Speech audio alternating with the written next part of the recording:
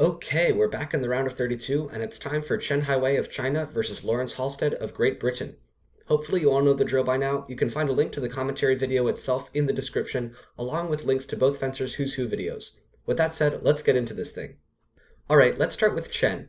His fencing in this bout looked kind of weird. He had a strange sort of on-guard position with his arm, and he really favored Prime as a line for most if not all of his actions. But his technique belied an astute tactical game. He was able to find solutions, or at least escape mechanisms, for all of Halsted's actions, many of which were pretty solid in their own right. On Halsted's side of things, there were three actions that I really liked.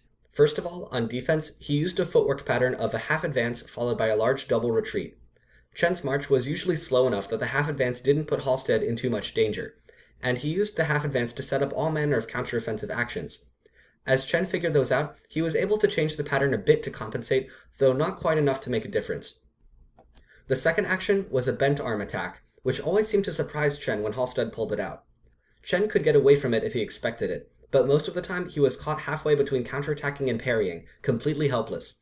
I'd say this was Halsted's most effective action, if only for the sheer surprise factor.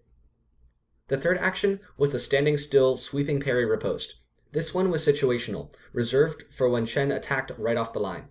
It yielded one beautiful flick to the back, but was otherwise not particularly useful. But for Halsted's three good actions, Chen had a half dozen serviceable ones. Counterattacks, beat attacks, slow marches finishing short, scrunchy remises, all primarily using that same Prime line. The only thing that seemed lacking from Chen's bag of tricks was a strong parry riposte. Halsted found a way to counterattack and close out against Chen's short finish in Prime, but even that was only 50% effective at best. And that's before we consider that by the end of the bout, Chen had found a direct answer to most of Halsted's actions.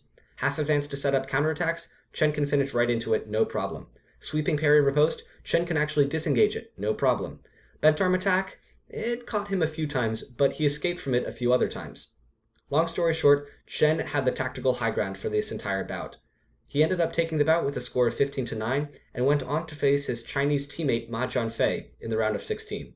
Thanks very much for watching. Check out the commentary on Google Drive, and I'll see you next time for Essam versus Marcialis, a very requested one.